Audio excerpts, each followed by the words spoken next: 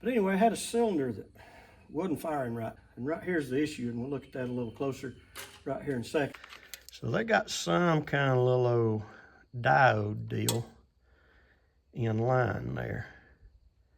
And so anyway, that one was bad or going bad. Horsepower wise, a lot better. Now that it's firing full time on both cylinders, didn't even use a whole tank of fuel. So I've got a crack here in my hydro gear tank. I've got a soldering iron and a zip tie. Our patch on this has worked great, hasn't leaked a drop.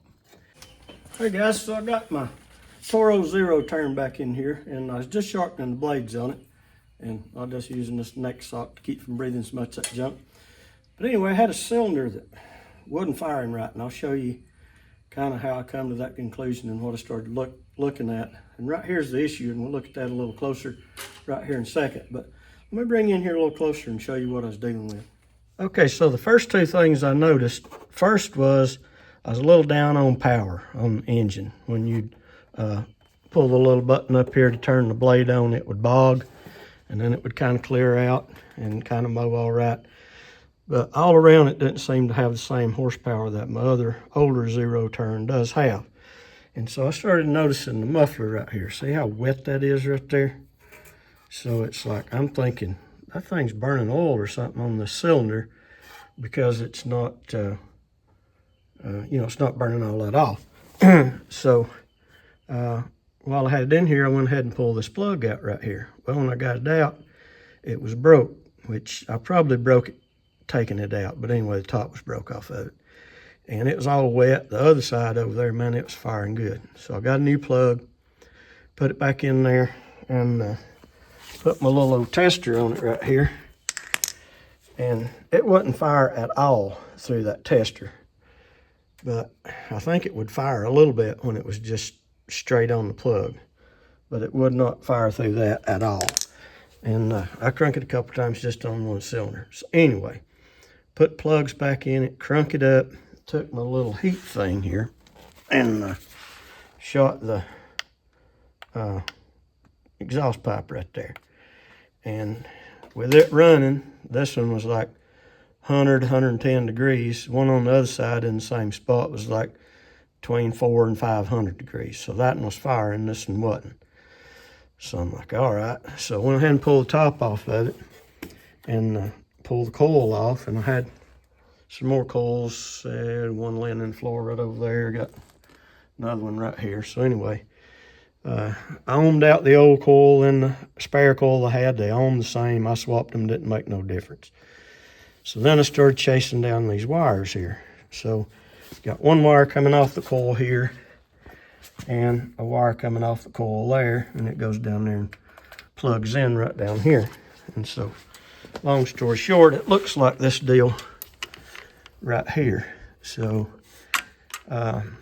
this one plugs in the closest coil over there, and this one plugs in this coil that's a little further away. So they got some kind of little old diode deal in line there. And so anyway, that one was bad or going bad. And so I had some parts over there off of the original engine that came off of this mower that was blown up.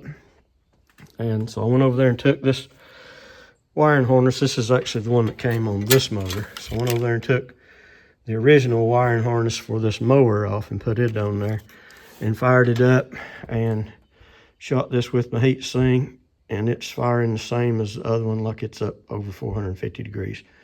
So I got her firing good now. I'm gonna put it all back together, mow a little bit with it, and I'll give you a little bit of update. So if you got a mower and it's kind of being weak, and also I checked compression. Compression on this side, compression on the other side, right at 150 PSI on both of them. So that's right on the money. So look for little signs, like if you're down on power, kind of look at your exhaust like that. If you got one of them heat sink or thermometer things, shoot it and see if you got a cylinder. And if the compression's good, then there ain't no need in fooling with valves and stuff, because if your compression's good, Now, if you got compression down, you might, you know, pop one of these covers off and check your valves and make sure everything's kosher there. But anyway, everything was looking right, but it wasn't running right. And really, when you just crank it up idling, you really couldn't tell any difference. But when it was under a load is when this one was not, didn't have near the horsepower it's supposed to have. So anyway, hope that helps you out a little bit. And I'll give you a little update here after I ride it and see how much more horsepower we got than what we had. All right, guys, so a couple other things I thought of when I was putting this thing back together here. First off, filters. Like, I try to keep these air filters blown out, so keep them good and clean and stuff like that. So what's that got to do with not running good? Well, not really anything, but I showed you the filter to show you this. So check the oil on this, and I mean, the oil level is good, but to me, that oil is discolored way more than it should be for the amount of hours that it's got on it. So the oil change is not all that old on it, but it's already starting to look dirty.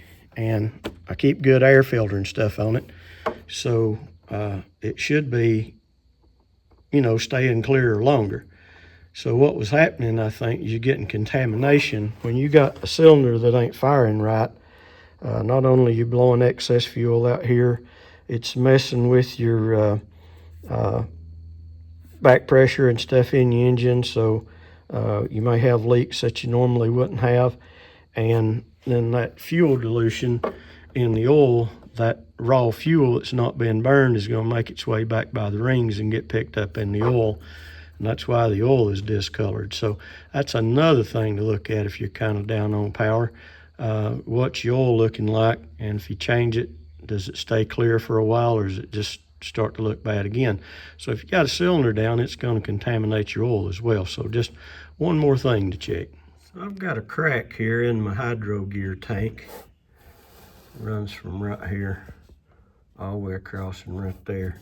So when you're mowing and stuff, and that kind of gets heated up under pressure, instead of venting out through the cap, it kind of vents out through this. Gets all that kind of oily and collects dust. Looks horrible. So I've got an idea. I'm going to try to fix that. We'll see if this works. Not sure how good your view is going to be on this, but I've got a soldering iron and a zip tie. So I'm going to try to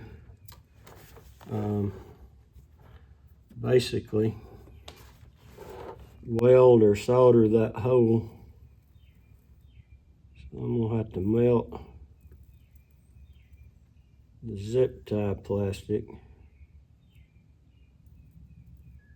and the container plastic.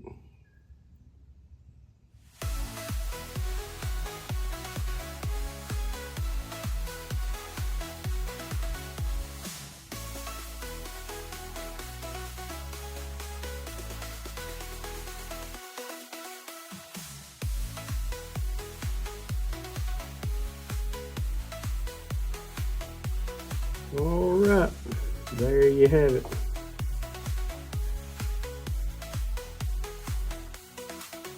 It cools off. I might try to sand it off just a tad. Then we'll try it out and see if she leaks. There's your comparison about how much zip tie we used melting in on that. And took a little sandpaper and kind of sanded around that. Looks pretty good to me. We'll still have to run it and make sure it doesn't leak, but I can't really get you a close-up on that, I don't think. Oh, there we go. That's a little better. And it don't look the best in the world, but it ain't got a big crack in it anymore. All right, so I mowed the whole Ponderosa here and brought this thing back up here. Our patch on this has worked great, hasn't leaked a drop. And horsepower wise, a lot better now that it's firing full time on both cylinders, and didn't even use a whole tank of fuel. So usually I've done running out and fueling up to be able to finish. So more horsepower, less fuel, and she's mowing good.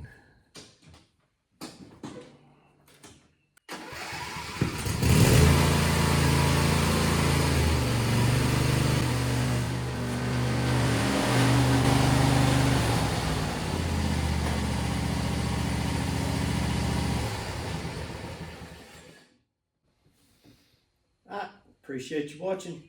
Like, subscribe, share. We'll catch you on the next one.